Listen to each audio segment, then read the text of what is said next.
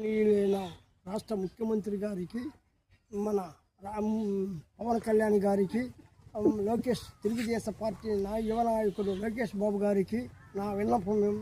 నేను చిత్తూరు జిల్లా నిండ్ర మండలం కుప్పేడు గ్రామస్తుని.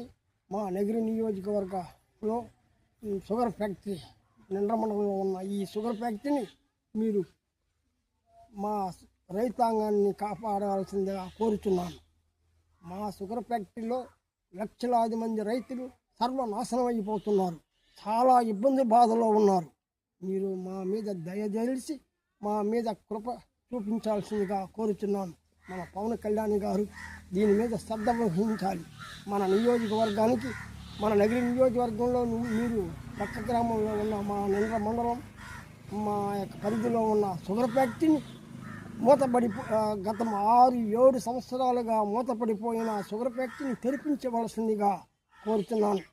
పవన్ కళ్యాణ్ గారు తిరుపతి వరకే వచ్చి, తిరుపతి నియోజకవర్గానికే వచ్చి వెళ్ళిపోతున్నారే కానీ పక్క నియోజకవర్గం అయిన నగిరి నియోజకవర్గానికి రావటం లేదు.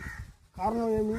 మా షుగర్ ఫ్యాక్టరీ గత 7 సంవత్సరాలుగా మూతపడిపోయిన ఈ షుగర్ ఫ్యాక్టరీని తెరిపించవలసిందిగా కోరుతున్నాను. పవన్ కళ్యాణ్ గారు రావాలి. మీరు రావటం వల్ల దీపావళి తీసుకొని ఆ తర్వాత నేను శాంతియుతంగా నిరాహార దీక్ష చేయగలనని నేను ఈ యజ్ఞంలో నిలవాలన్నాను.